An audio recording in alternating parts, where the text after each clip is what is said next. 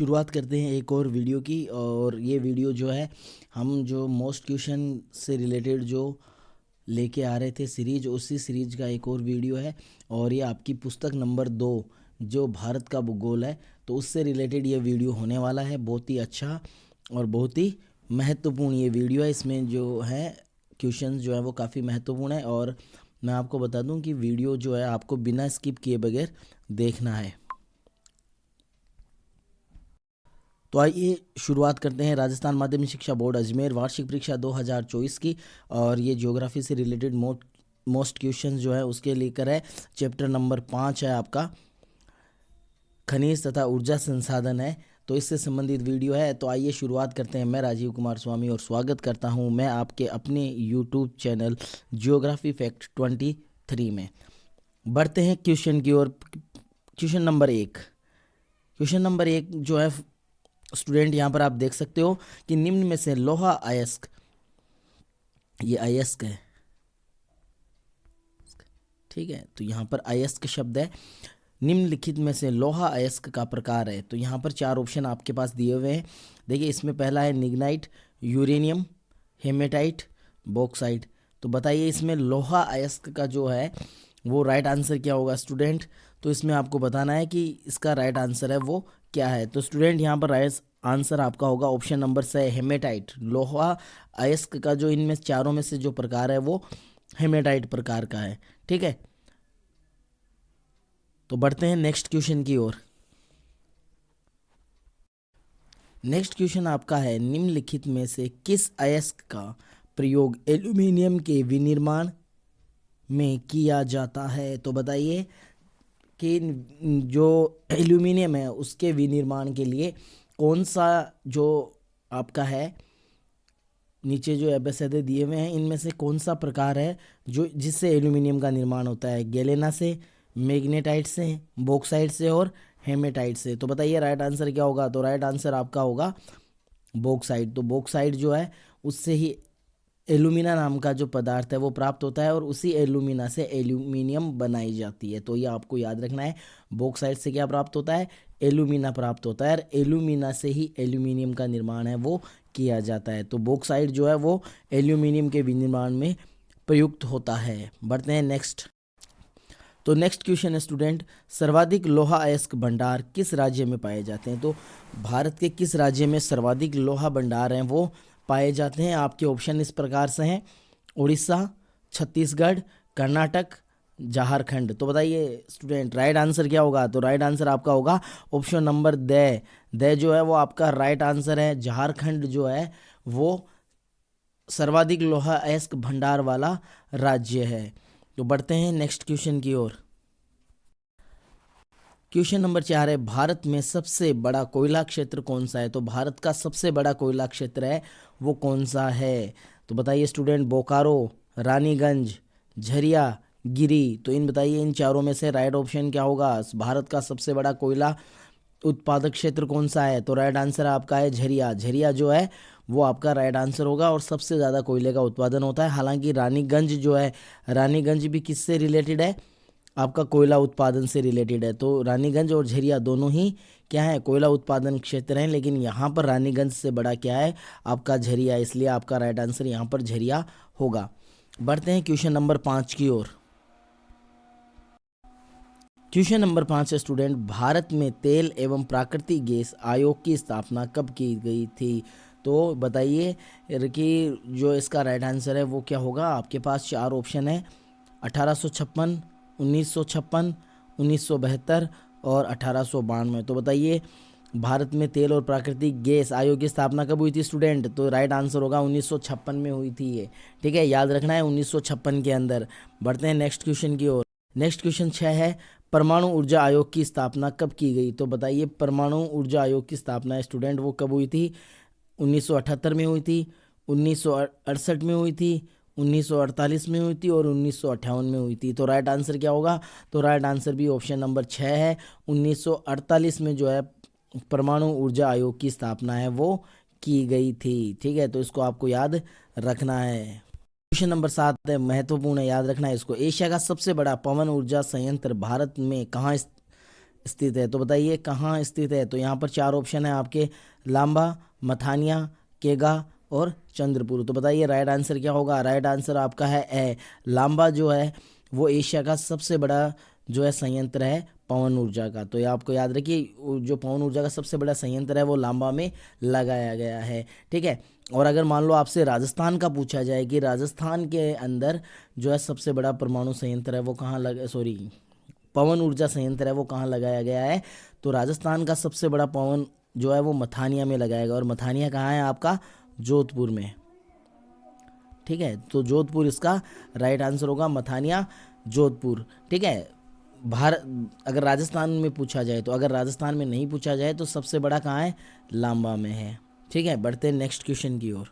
Next question है भारत के प्रमुख लौह अयस्क बंदरगाह हैं। तो भारत के प्रमुख लौह अयस्क बंदरगाह कौन से हैं, पारादीप, विशाखापट्टनम, मंगलोर या उपरोक्त सभी। तो इसमें राइट आंसर आपका होगा द उपरोक्त सभी। इसके अलावा मारमा गोवा भी आपको याद रखना है, मारमा गोवा। ठीक है, मारमा गोवा से भी जो है लोहा अयस्क का निर्यात है वो किया जाता है। तो ठीक है, पारादीप, मंगलोर, विशाखापट्टनम और मारमा गोवा जो है वो आपके प्रमुख लोहा अयस्क बंदरगाह हैं। ठीक है, यहाँ पर ऑप्शन नहीं दे सकते ना, क्योंकि चार ही ऑप्शन होते हैं, इसलिए जो है मारमा गोवा का नाम नहीं दिया गया, लेकिन आपको याद रखना है। बढ़ते हैं नेक्स्ट। नेक्स्ट क्वेश्चन है, निम्नलिखित में से कौन सा खनिज भूरा हीरे के नाम से जाना जाता है। तो कौन सा खनिज है जो भूरा हीरे के नाम से जाना जाता है स्टूडेंट। लोहा जाना जाता है या मैग्नीज या निग्नाइट या अभ्रक, कौन सा जाना जाएगा। राइट आंसर है आपका निग्नाइट। निग्नाइट को जो है भूरा हीरा के नाम से भी जाना जाता है या भूरा हीरा इसको कहा जाता है। बढ़ते हैं नेक्स्ट की ओर। नेक्स्ट क्वेश्चन हमारा है, निम्नलिखित में से किस स्थान पर पहला परमाणु स्टेशन स्थापित किया गया था। यानी भारत का पहला परमाणु संयंत्र है वो कहाँ स्थापित किया गया था, कल्पकम में, रावतभाटा में, तारापुर में या नरोरा में। तो कहाँ है किया गया था। राइट आंसर आपका होगा ऑप्शन नंबर 6। ठीक है, तारापुर में, महाराष्ट्र। ठीक है, कहाँ है ये, महाराष्ट्र में। ठीक है, तो महाराष्ट्र में इसको स्थापित किया गया था। ये भारत का पहला परमाणु संयंत्र है। दूसरा जो है रावतभाटा, राजस्थान में इसको स्थापित किया गया था। कल्पकम आपका कहाँ है, गुजरात में है। नरोरा कहाँ है आपका, यूपी में है। ठीक है, तो ये टोटल 6 हैं। ठीक है, तो इनको आप 6 को आप अच्छे से नाम याद करोगे कि क्या और कहाँ है। नेक्स्ट क्वेश्चन है, gas authority of India limited की स्थापना कब की गई थी। तो कब की गई थी, 1984 में की गई थी। ठीक है, तो यानी गेल की स्थापना, GAIL, गेल की स्थापना कब की गई थी, 1984 में की गई थी। ठीक है, बढ़ते हैं नेक्स्ट क्वेश्चन की ओर।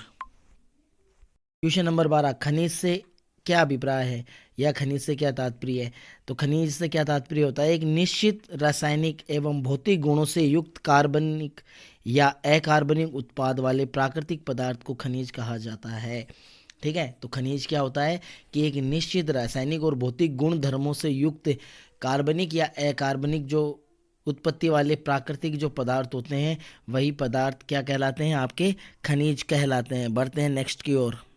क्वेश्चन नंबर है 13, धात्विक खनिज किसे कहते हैं। तो जिन खनिजों में धातु का अंश पाया जाता है उन्हें धात्विक खनिज कहते हैं, जैसे लोहा, तांबा आदि।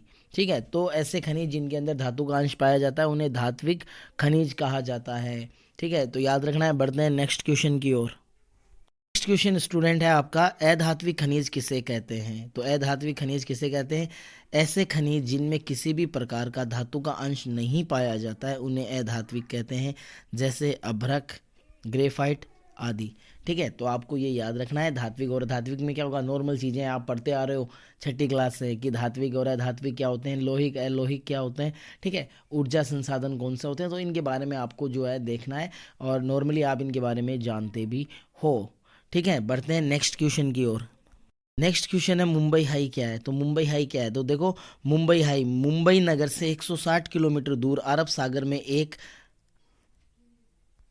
अप तटीय, ठीक है, अपतटीय तेल क्षेत्र है। ठीक है, तो आपको याद रखना है मुंबई हाई क्या है कि मुंबई नगर से 160 किलोमीटर दूर अरब सागर के अंदर जो है एक अपतटीय तेल उत्पादन क्षेत्र है। ठीक है, तो अपतटीय नाम आपको याद रखना है। ये अपतटीय जो है वो आपका ध्यान में रखना है। एक अपतटीय क्या है, ठीक है, तो आपको याद रखना है मुंबई हाई 160 किलोमीटर दूर है और अरब सागर की तरफ है, अरब सागर के अंदर ही आप कह सकते हो। तो वो क्या है, एक अपतटीय तेल उत्पादन क्षेत्र है। बढ़ते हैं नेक्स्ट क्वेश्चन की ओर।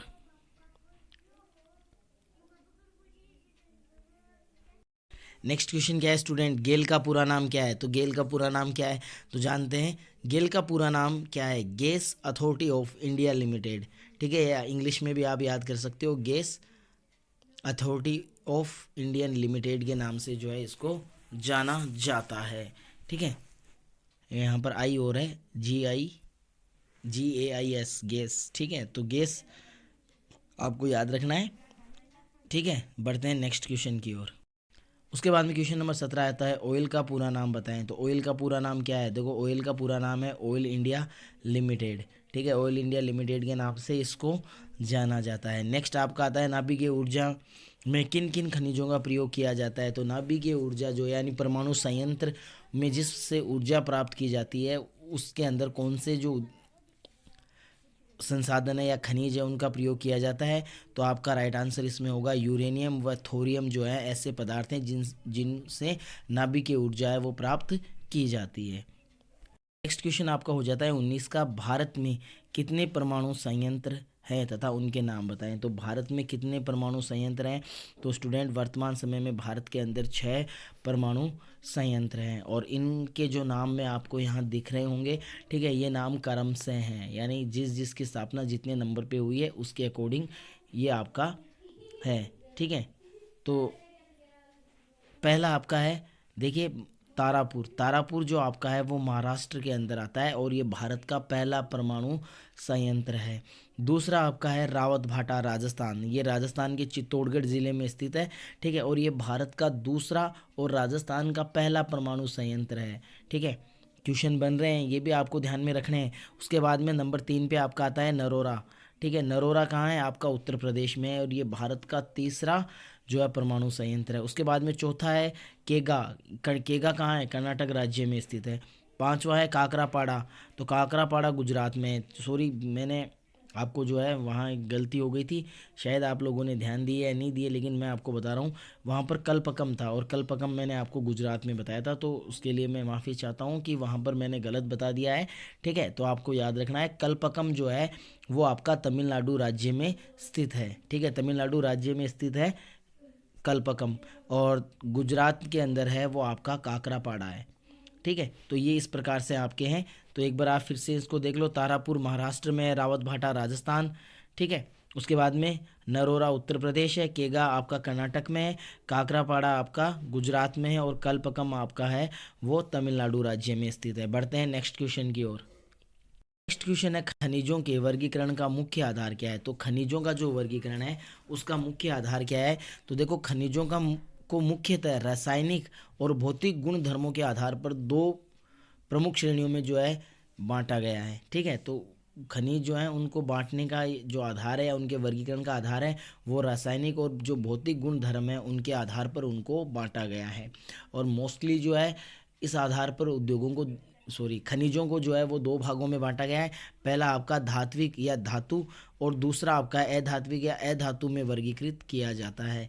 तो ये जो है आपके धात्विक और अधात्विक में आते हैं। जिनके अंदर धातु का अंश होता है वो धात्विक, जिनमें धातु का अंश नहीं होता है वो अधात्विक। ठीक है, किसके आधार पर है? रासायनिक और भौतिक गुणधर्मों के आधार पर है ये। ठीक है, बढ़ते हैं नेक्स्ट क्वेश्चन की ओर। नेक्स्ट क्वेश्चन है, ये काफ़ी मोस्ट है। इसके बाद में जितने भी आपके क्वेश्चन आएंगे सारे ही मोस्ट हैं, आपको अच्छे से उनको देखना है। ठीक है, तो पहले देखिए, ऊर्जा के समाप्य स्रोतों को बचाने के लिए आप किन नवीनीकरण योग्य ऊर्जा स्रोतों का सुझाव देंगे? किन्हीं दो ऊर्जा स्रोतों के नाम लिखें। तो इसमें क्या कहा गया है कि जो ऊर्जा के समाप्य संसाधन हैं, ठीक है, या समाप्य स्रोत हैं, ठीक है, उनको अगर हमें बचाना है तो आपको किन्हीं दो जो नवीनीकरण योग्य जो ऊर्जा संसाधन है उनके बारे में आपको बताना है। ठीक है, तो कौन से ऐसे दो परंपरागत जो मतलब नवीनीकरण योग्य संसाधन है जिनका उपयोग करके हम क्या कर सकते हैं, जो समाप्त होने वाले जो हमारे संसाधन है, ऊर्जा संसाधन, उनको बचा सकते हैं। तो आइए जानते हैं।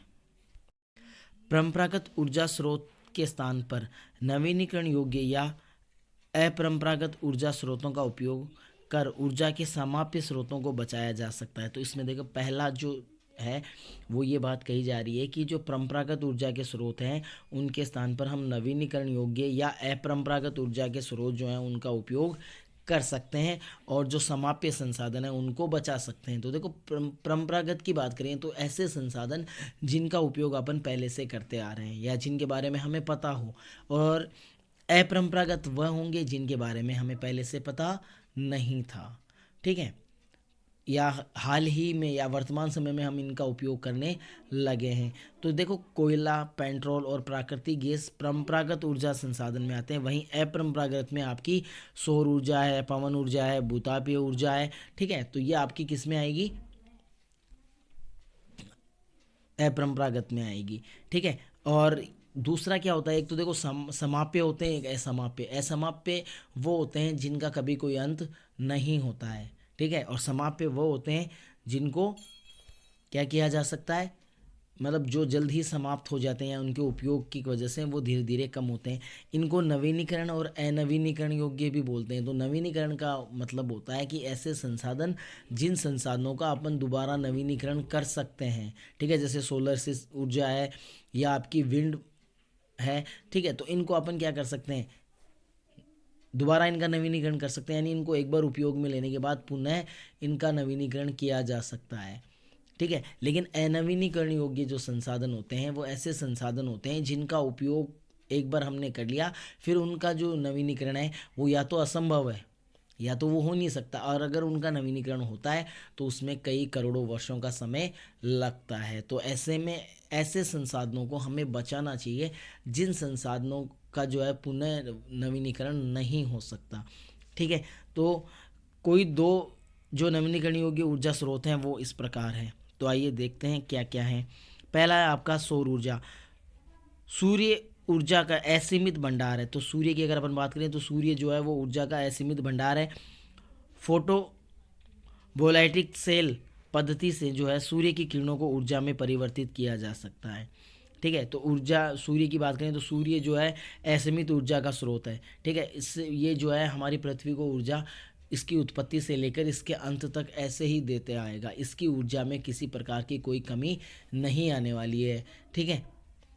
और इसमें जो एक सिंपल विधि जो है उसका प्रयोग किया जाता है, क्या है, फोटो वोल्टाइक, तो है ना। तो इस माध्यम से जो है एक सेल बनाया जाता है और वो सेल क्या करता है कि जो सूर्य की किरणें होती हैं उनको ऊर्जा में कन्वर्ट कर देता है, यानी ऊर्जा में परिवर्तित कर देता है। बढ़ते हैं आगे, ठीक है। तो अब दूसरा आपका आता है पवन ऊर्जा। तो पवन की जो गति है वो ऊर्जा को टरबाइन के माध्यम से विद्युत ऊर्जा में बदलकर प्रदूषण मुक्त ऊर्जा प्राप्त की जा सकती है, ठीक है। तो जो पवन की गतिज है, यानी पवन जो है वो गति करती है, जब पवन गति करती है तो उससे जो है टरबाइन घुमाकर, ठीक है, यानी पवन की गति से टरबाइनों को घुमाकर विद्युत का निर्माण किया जा सकता है, ठीक है। और या ऐसा ही पवन जो चक्की होती हैं उनसे जो विद्युत है ऐसे ही बनाई जाती हैं।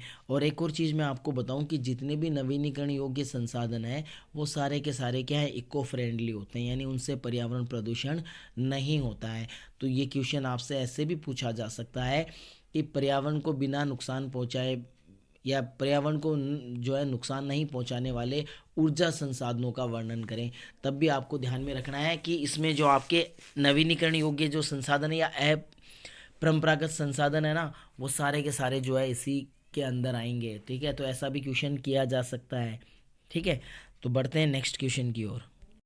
तो नेक्स्ट क्वेश्चन हमारा है उत्तर पठारी प्रदेश पर टिप्पणी लिखें। तो उत्तरी जो पठारी प्रदेश है उसके ऊपर टिप्पणी लिखनी है। तो देखिए क्या कहता है, उत्तर पूर्वी पठारी प्रदेश के अंतर्गत झारखंड का छोटा नागपुर का पठार, उड़ीसा का पठार, पश्चिमी बंगाल व छत्तीसगढ़ के कुछ भाग आते हैं। तो सबसे पहले अपन बात करें तो उत्तर पूर्वी जो पठारी प्रदेश है उसके अंतर्गत कौन कौन से जो है राज्य आते हैं। तो सबसे पहले इसमें झारखंड का छोटा नागपुर का पठार जो है वो उत्तर पूर्वी पठारी प्रदेश में आता है। इसके अतिरिक्त उड़ीसा का पठार भी इसके अंतर्गत आता है, साथ ही साथ पश्चिमी बंगाल और छत्तीसगढ़ के कुछ भाग भी इसके अंदर आते हैं। आगे, इस पट्टी में विभिन्न खनिज जैसे लोहा अयस्क, कोयला, मैग्नीज, बॉक्साइट, अभ्रक आदि पाए जाते हैं। तो ये जो पट्टी है कौन सी, उत्तर पूर्वी पठारी प्रदेश, तो इसके अंदर मुख्यतः जो खनिज हैं वो काफ़ी ज़्यादा पाए जाते हैं और विभिन्न प्रकार के पाए जाते हैं। एग्जाम्पल अगर यहाँ पर हैं तो वो आप लोहा एस्क का दे सकते हो, कोयले का दे सकते हो, मैग्नीज, बॉक्साइट, अभ्रक आदि जो है वो बड़ी मात्रा में यहाँ पाए जाते हैं। देश के प्रमुख लोहा एवं इस्पात उद्योग कच्चे माल की सुविधा के कारण इसी क्षेत्र में अवस्थित हैं। तो आप जितने भी हमारे देश के जो बड़े बड़े लोहा इस्पात उद्योग हैं तो वो कच्चे माल की सुविधा यहाँ पर आसानी से हो जाती है। देखो तो वहाँ यहाँ पर अवस्थित है। इसमें क्या है, देखो लोहा अयस्क, मैग्नीज और कोयला, ये तीनों के तीनों जो है लोहा अयस्क में कच्चे माल के रूप में प्रयुक्त होते हैं। तो यहाँ पर ये जो है बड़ी मात्रा में पाए जाते हैं, तो इसीलिए यहाँ पर ही बड़े उद्योग जो है वो स्थापित हैं, जैसे आपके बोकारो, भिलाई, राउरकेला, दुर्गापुर, आसनसोल, ठीक है। इसके अतिरिक्त आपका जमशेदपुर यानी टाटा टिस्को, है ना, तो ये सब के सब यहाँ स्थापित हैं। तो ये क्षेत्र जो है वो जो है खनिज संपदा की दृष्टि से काफ़ी धनाढ़ है। बढ़ते हैं नेक्स्ट क्वेश्चन की ओर। नेक्स्ट क्वेश्चन हमारा है एलोहिक खनिज एवं लोह खनिज में अंतर बताएं। तो एलोहिक खनिज और लोहा खनिज में जो है आपको अंतर बताने। तो पहले अपन बात करते हैं लोहे खनिज की। जिन खनिज पदार्थों में लोहे धातु का अंश होता है वह लोहे खनिज कहलाते हैं, ठीक है। तो ऐसे ऐसे खनिज जिनके अंदर लोहे का अंश होता है वो लोहिक कहलाते हैं, ठीक है। यानी जिनमें लोहे का अंश होगा वो लोही खनिज होंगे। आपका है लोहा, मैग्नीज, क्रोमाइट, कोबाल्ट आदि लोहे खनिज हैं। तो ये जो है कुछ आपके खनिज हैं जिनके अंदर लोहे का अंश पाया जाता है। तो इसमें आपको याद रखना है लोहा, मैग्नीज, क्रोमाइट और कोबाल्ट आदि के अंदर जो है काफ़ी मात्रा में या कुछ मात्रा में जो है लोहा अयस्क पाया जाता है। इनका जो है मुख्य उपयोग है वो लोहा इस्पात उद्योग में किया जाता है, और ये जो सभी इसके सहायक हैं उन सब का उपयोग जो है वो लोहा इस्पात के अंदर किया जाता है। नेक्स्ट है एलोहिक खनिज। जिन खनिज पदार्थों में लोहे धातु का जो अंश है वो नहीं पाया जाता है या लोहा धातु नहीं पाया जाता है उन्हें एलोहिक खनिज कहते हैं, ठीक है। तो ये आपको याद रखना है। तो बढ़ते हैं नेक्स्ट। दूसरा देखते हैं सोना, तांबा, सीसा, निकिल आदि जो है वो एलोहिक खनिज होते हैं, ठीक है। यानी इनके अंदर जो है किसी प्रकार का कोई भी अंश जो है वो लोहे का नहीं पाया जाता है, ठीक है। याद रखना ये धात्विक तो हैं परंतु एलोहिक हैं। तीसरा, एलोहिक खनिज अपनी अलग अलग उपयोगिता जो है इनकी होती है, जैसे आभूषण निर्माण, विद्युत उद्योग आदि में, ठीक है। तो एलोहिक खनिज जो होते हैं उनकी अलग अलग विशेषताएं या उपयोगिताएं होती हैं, ठीक है। जैसे इनसे आभूषण बनाए जाते हैं, विद्युत के सामान बनाए जाते हैं, ठीक है, आदि इसमें जो है कई प्रकार के जो कार्यों में है वो यूज किए जाते हैं। बढ़ते हैं नेक्स्ट क्वेश्चन की ओर। नेक्स्ट अपना है धात्विक खनिज और अधात्विक खनिज में अंतर स्पष्ट कीजिए। तो पहले अपन ने किया था लोहे और एलोहिक में, अब अपन करेंगे धात्विक और अधात्विक में। वे खनिज पदार्थ जिनमें धातु की प्राप्ति होती है धात्विक खनिज कहलाते हैं, या आप ऐसे भी कर सकते हो कि वे खनिज जिनके अंदर धातु का अंश पाया जाता है वो धात्विक खनिज कहलाते हैं, ठीक है। तो ये आप ऐसे भी इसको आप दे सकते हो। आपका हो जाएगा ये खनिज प्राय आग्नेय शैलों में पाए जाते हैं। तो जो धात्विक खनिज होते हैं वो प्रायकर कहाँ पाए जाते हैं, आग्नेय शैलों में पाए जाते हैं, ठीक है। तो ये चीज़ आपको याद रखनी है। ये खनिज मुख्यतः लोहा, तांबा, स्वर्ण, मैग्नीज आदि होते हैं, ठीक है। तो जो धात्विक खनिज होते हैं वो लोहा है, तांबा है, स्वर्ण है, मैग्नीज है, ठीक है। तो ये धात्विक खनिजों की श्रेणी में आते हैं।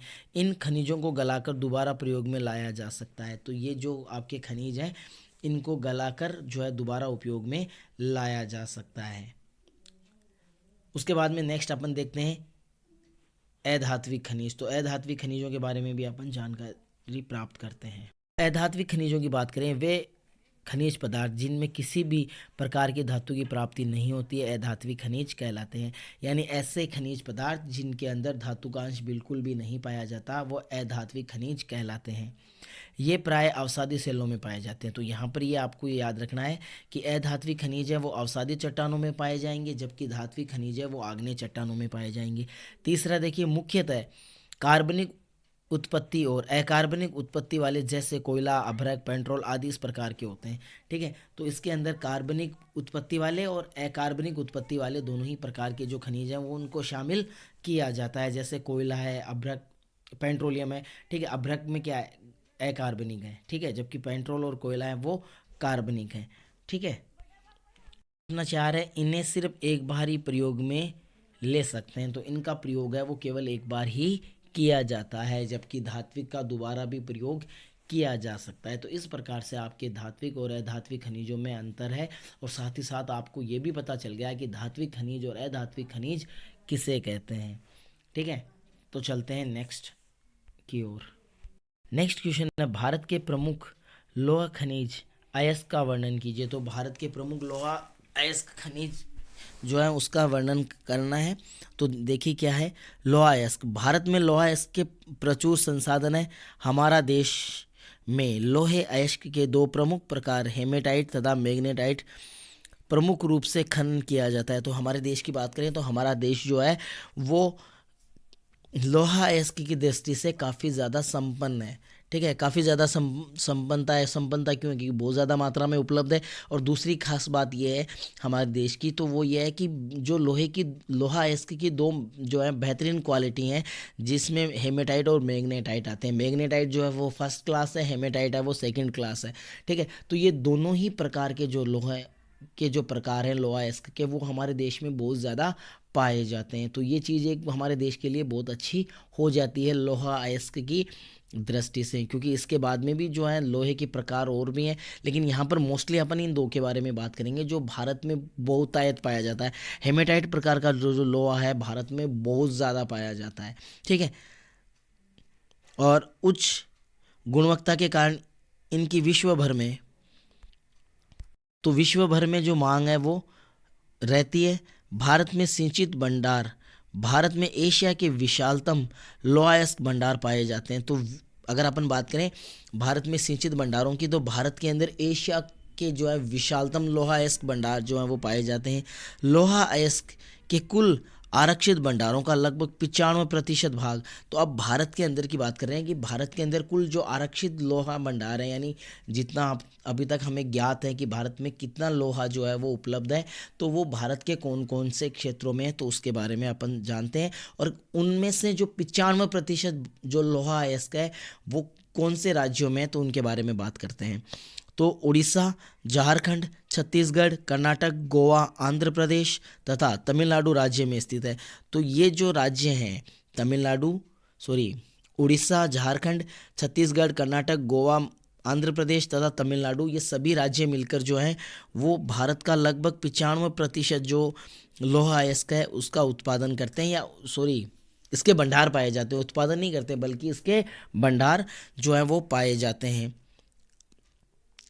प्रमुख उत्पादन क्षेत्र में भारत में लोहा अयस्क के प्रमुख उत्पादन क्षेत्र निम्न प्रकार से हैं। तो भारत के जो निम्न उत्पादन क्षेत्र हैं वो निम्न प्रकार से हैं। तो आइए देखते हैं कौन कौन से हैं।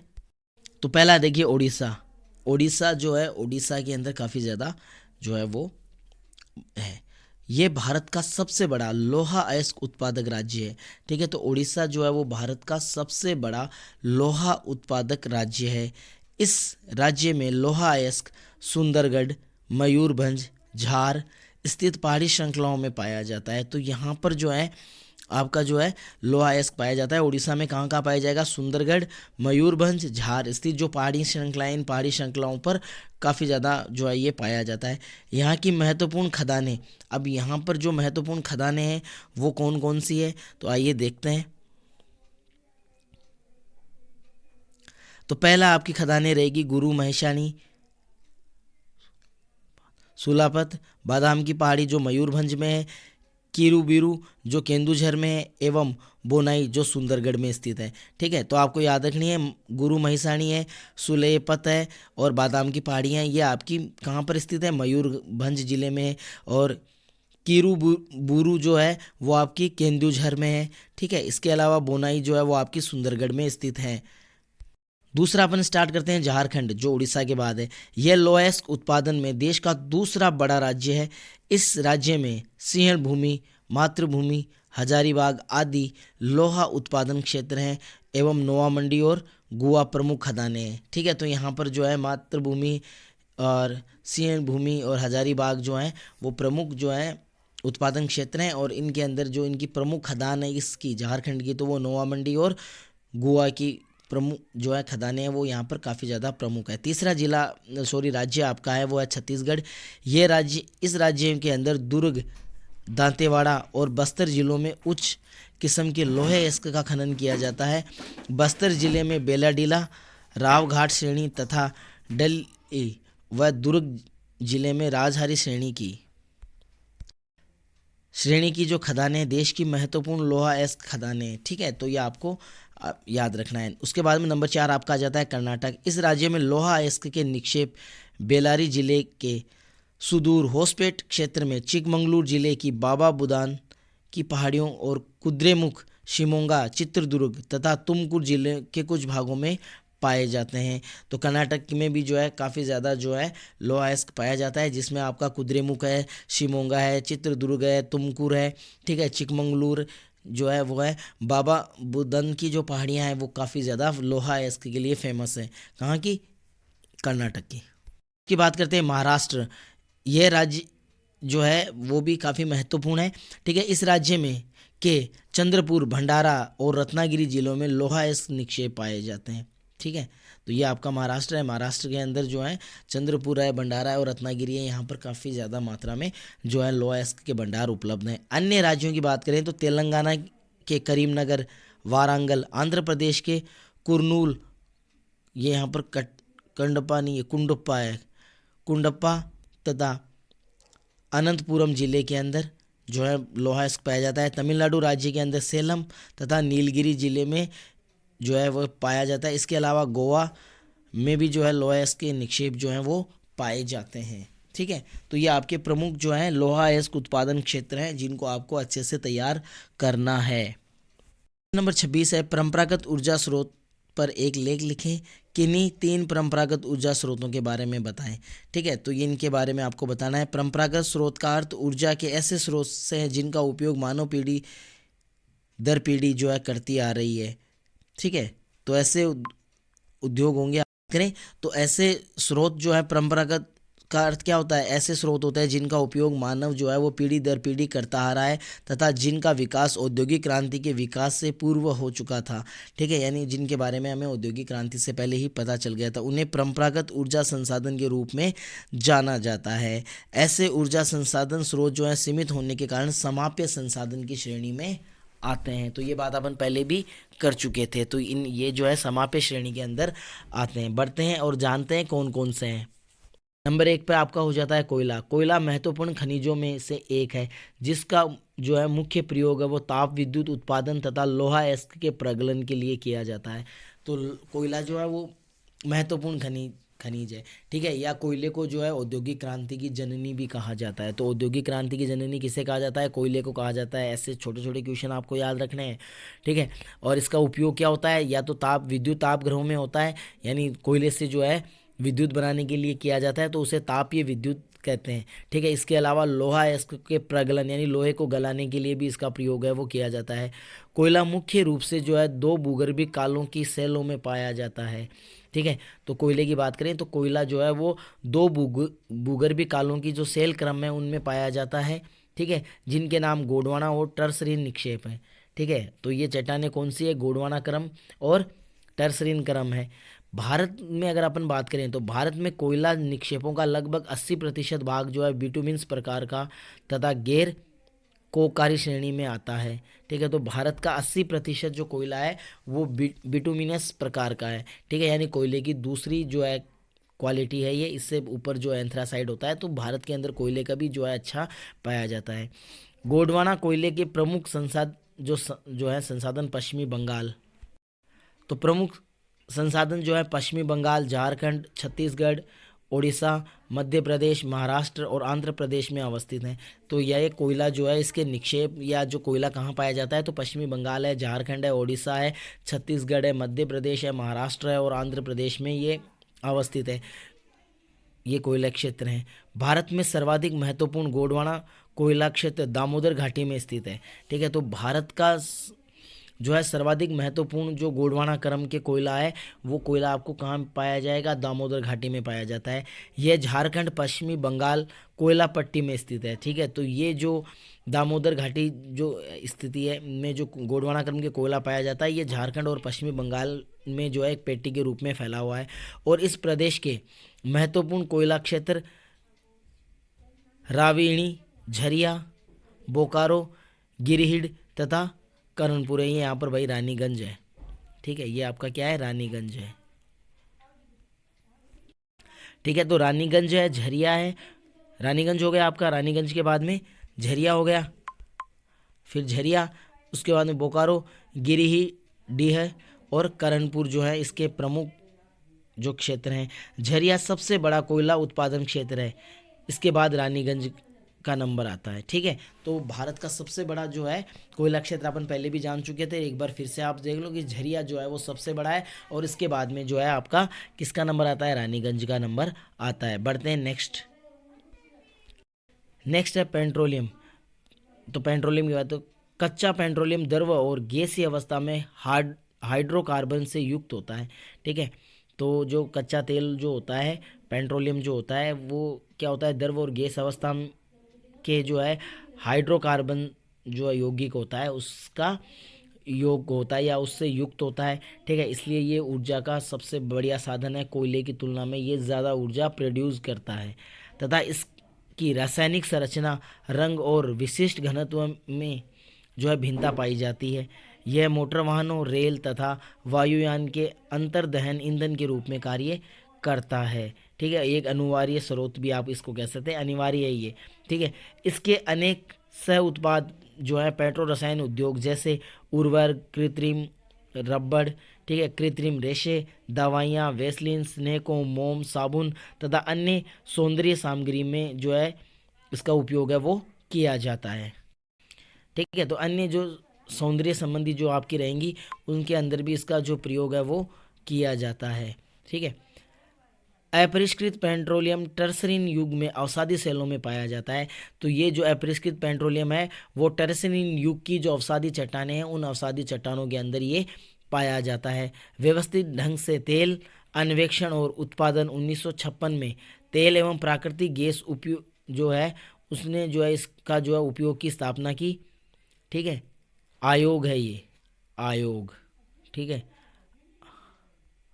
आयोग की स्थापना की, कौन से की, 1956 में तेल एवं प्राकृतिक गैस आयोग की स्थापना के बाद प्रारंभ हुआ था। ठीक है, तो हमारे यहाँ जो है वो तेल का उत्पादन 1956 के बाद जो है वो सही तरीके से जो है वो शुरू हुआ, क्योंकि तेल एवं प्राकृतिक गैस आयोग की स्थापना की गई और उसके बाद में जो है ये अच्छे से प्रारंभ हुआ।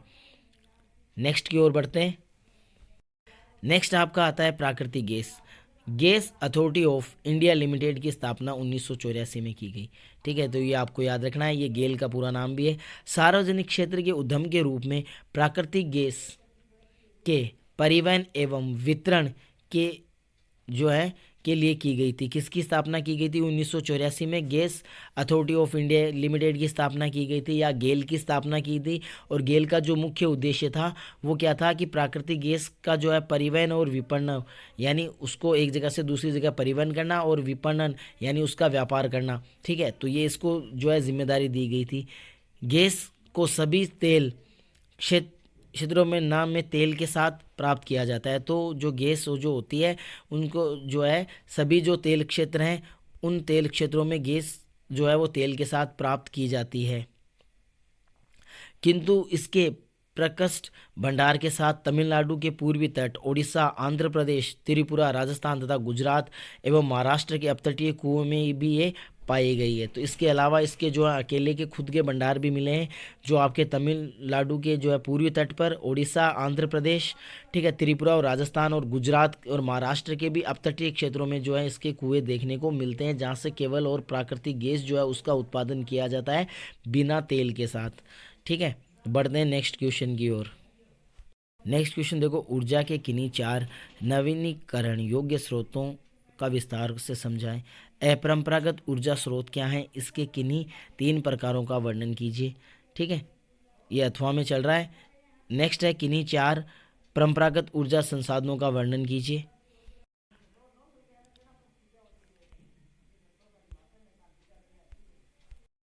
नेक्स्ट आपका है कि इन्हीं 4 जो है अपरंपरागत ऊर्जा स्रोत की व्याख्या कीजिए। तो अपरंपरागत स्रोत क्या होते हैं, तो आइए जानते हैं। अपरंपरागत ऊर्जा स्रोत साधारणतः ऐसे ऊर्जा स्रोत जिन्हें मानव ने आधुनिक युग में ही काम में लेना शुरू किया है, ऊर्जा के अपरंपरागत जो है स्रोत कहलाते हैं। ठीक है, यानी ऐसे स्रोत जिनका जो है मानव ने उपयोग है वो आधुनिक युग में शुरू किया है। ठीक है, तो ऐसे जो स्रोत होते हैं या ऐसे जो आपके संसाधन रहेंगे वो अपरंपरागत संसाधन कहलाएंगे। ठीक है, और इन ऊर्जा स्रोतों को उपयोग में लाने के लिए जो है अधिक तकनीकी की जो है आवश्यकता होती है। प्रमुख ऊर्जा परंपरागत स्रोत सौर ऊर्जा, पवन ऊर्जा, ज्वारीय ऊर्जा, तरंगीय ऊर्जा, भूतापीय ऊर्जा, जो है जैव ऊर्जा, नाभिकीय ऊर्जा आदि हैं। और ये ऊर्जा स्रोत जो है अधिक समान रूप से वितरित तथा पर्यावरण के अनुकूल एवं नवीनीकरण योग्य हैं। ये स्रोत अधिक आरंभिक लागत से के बावजूद भी अधिक उत्पादन है वो देते हैं। अपरंपरागत ऊर्जा स्रोत ऊर्जा के जो हैं काफ़ी निकटतम है। ठीक है, जिनके बारे में आप यहाँ पर देख सकते हैं। ठीक है, और ये जो है पर्यावरण के काफ़ी ज़्यादा अनुकूल होते हैं और नवीनीकरण हो गए, और ये बहुत ही प्रारंभिक लागत के बावजूद अधिक टिकाऊ, पारिस्थितिक अनुकूल तथा सस्ती जो ऊर्जा है वो उपलब्ध करवा सकते हैं। जो है ये आपके 4 प्रकार के हैं, और ये 4 प्रकार में पहला आपका है सौर ऊर्जा। ठीक है, तो सौर ऊर्जा के बारे में जानते हैं। सौर ऊर्जा सूर्य से ऊष्मा एवं प्रकाश के रूप में प्राप्त ऊर्जा सौर ऊर्जा कहलाती है। ठीक है, तो सूर्य से हमें जो ऊर्जा मिलती है वही ऊर्जा जो है सौर ऊर्जा कहलाती है। सौर ऊर्जा का उपयोग 2 विधियों से किया जाता है। पहला है फोटोवोल्टिक विधि द्वारा तथा दूसरी है सौर तापीय विधि। ठीक है, तो ये 2 विधियाँ हैं, इन 2 विधियों के माध्यम से जो है सौर ऊर्जा जो है वो प्राप्त की जाती है। और इसमें जो है वो आपका जो रहेगा, तो नेक्स्ट देखते हैं। फोटोवोल्टाइक सेल में जो है विस्थापित सूर्य की किरणें जो होती हैं उन किरणों का ऊर्जा में परिवर्तित कर दिया जाता है, यानी उसको डायरेक्ट जो है विद्युत में बदल दिया जाता है, जिससे सौर ऊर्जा कहा जाता है। ठीक है, यानी जो है फोटोवोल्टाइक जो होता है सेल, वो सेल क्या करता है, सूर्य की किरणों को सीधा जो है ऊर्जा में कन्वर्ट कर देता है, और यही ऊर्जा या जो विद्युत है ये विद्युत ही आपकी सौर ऊर्जा कहलाती है। अन्य सभी अनवीनीकरण ऊर्जा स्रोत की अपेक्षा सौर तापीय विधि अधिक लाभप्रद है और लागत प्रतिस्पर्धा और पर्यावरण के अनुकूल है, तथा पर्यावरण जो निर्माण में जो है वो आसान है। तो इसके निर्माण में जो है ज़्यादा दिक्कत नहीं होती है, पर्यावरण के बिल्कुल जो है अनुकूल होती है। सौर ऊर्जा कोयला अथवा तेल आदिवासी संयंत्रों की अपेक्षा 7% अधिक और नाभिकीय ऊर्जा से 10% अधिक प्रभावी है। तो तेल और भी जो है कि ऊर्जाओं से प्राप्त ऊर्जाओं की बात करें उनसे 7% अधिक और नाभिकीय ऊर्जा से 10% अधिक प्रभावित है। वह सामान्यतः हीटर, फसल शुष्कों, कुकर्स आदि जैसे उपकरणों में अधिक प्रयोग में की जाती है। भारत के पश्चिमी भाग गुजरात व राजस्थान में सौर ऊर्जा के विकास की जो है अधिक संभावनाएं पाई जाती हैं। तो गुजरात और राजस्थान है, यहाँ पर सौर ऊर्जा की जो संभावना है वो बहुत ही ज़्यादा है। अगर इसका उपयोग किया जा सके और पूरी की पूरी ऊर्जा में अगर इनको कन्वर्ट कर लिया जाए तो राजस्थान के लिए एक बेस्ट जो है ऑप्शन हो सकता है। बढ़ते हैं हमारी अगली ऊर्जा ज्वारीय ऊर्जा तथा तरंगीय ऊर्जा की ओर।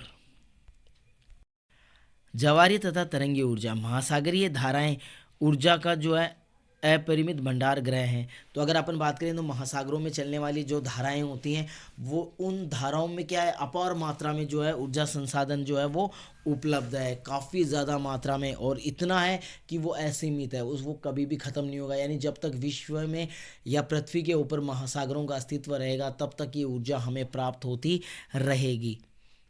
17वीं एवं 18वीं शताब्दी के प्रारंभ से ही अविरल ज्वारीय तरंगों और महासागरीय धाराओं से अधिक ऊर्जा जो है तंत्र बनाने के निरंतर प्रयास किए जा रहे हैं। तो ये 18वीं शताब्दी से ही ये शुरू हो चुका था कि जो ज्वारीय और जो महासागरीय धाराएं, इन धाराओं से ऊर्जा बनाने से रिलेटेड जो प्रयास हैं वो काफ़ी पहले शुरू हो चुके थे।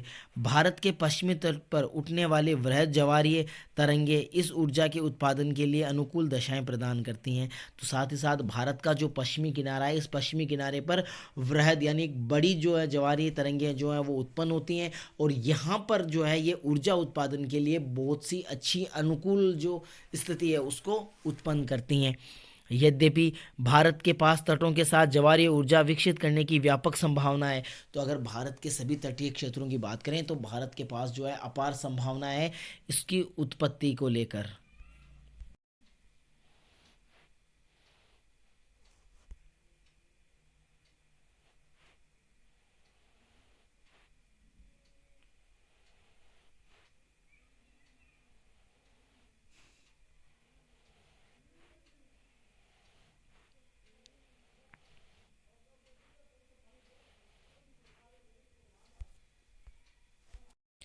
परंतु अभी इनका उपयोग जो है वो नहीं किया जा रहा है।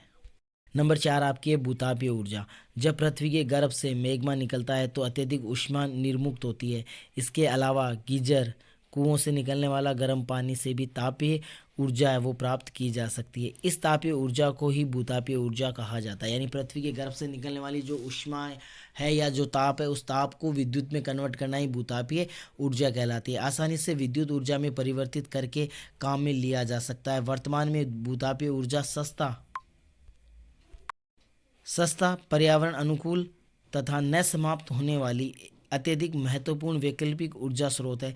भारत में हिमाचल प्रदेश के कुल्लू के निकट मणिकर्ण नामक स्थान पर जो है भूतापीय ऊर्जा संयंत्र का जो है वो कार्यरत है। तो आपको याद रखना ये क्वेश्चन बन गया यहाँ पर, ठीक है। भारत में जो है भूतापीय ऊर्जा कहाँ स्थापित होती है, तो हिमाचल प्रदेश में कुल्लू के निकट मणिकर्ण नामक स्थान पर जो है उत्पादित की जाती है या कार्यरत है, ठीक है। तो ये क्वेश्चन यहाँ पर बन जाता है, आपको याद रखना है भाई। नेक्स्ट आपका हो जाता है जैविक ऊर्जा। वह ऊर्जा जिसमें जैविक उत्पादों से प्राप्त किया जाता है, जिनमें कृषि अवशेष, नगरपालिका, औद्योगिक तथा अन्य अवशेष शामिल होते हैं, जैविक ऊर्जा कहलाती है, ठीक है। यानी जो कृषि अवशेष है, नगरपालिका अवशेष हैं, औद्योगिक अवशेष हैं, वे अन्य अवशेष जो हैं वो होते हैं, उनसे प्राप्त जो ऊर्जा है वो ऊर्जा आपकी क्या कहलाएगी, जैविक ऊर्जा कहलाएगी। जैविक ऊर्जा ऊर्जा परिवर्तन का एक संभावित स्रोत है जिससे विद्युत ऊर्जा, ताप ऊर्जा अथवा खाना पकाने के लिए गैस में परिवर्तित किया जा सकता है। तो इसको जो है सभी रूपों में काम में लिया जा सकता है। इस प्रकार इस ऊर्जा के उत्पादन से क्या है, एक और जो आपका है उत्पादन से एक और विशिष्ट एवं कूड़ा करकट सुचारू निपटारण भी होता है। तो इससे दो फायदे हो जाएंगे, पहली ऊर्जा मिल जाएगी और फिर ऊर्जा मिलने के बाद जो है जो कूड़ा करकट है उसको भी इधर उधर फेंकने की समस्या है वो भी समाधान हो जाएगा। तो दूसरी ओर उससे उपयोगी ऊर्जा की भी प्राप्ति होती है। यह ऊर्जा विकासशील देशों में ग्रामीण क्षेत्रों के लिए आर्थिक जीवन के लिए बेहतर बनाएगी, साथ ही पर्यावरण प्रदूषण घटाएगी, उनकी आत्मनिर्भरता बढ़ाएगी, ठीक है, तथा जलाऊ लकड़ी पर जो दबाव है उसको भी कम करेगी। नगरपालिका कचरे को ऊर्जा में बदलने वाली ऐसी ही एक परियोजना नई दिल्ली के ओखला गांव में स्थित है, ठीक है। तो ये आप वहाँ पर इसकी स्थापित की गई है। तो इससे भी क्वेश्चन बन सकता है कि जैविक ऊर्जा जो है वो कहाँ पर स्थापित है भारत के अंदर, तो नई दिल्ली के ओखला क्षेत्र में जो है स्थित है। इस वीडियो में इतना ही। नेक्स्ट वीडियो में फिर से मुलाकात होगी नए चैप्टर नए क्वेश्चन के साथ। तब तक के लिए नमस्कार, धन्यवाद और आपका दिन शुभ हो।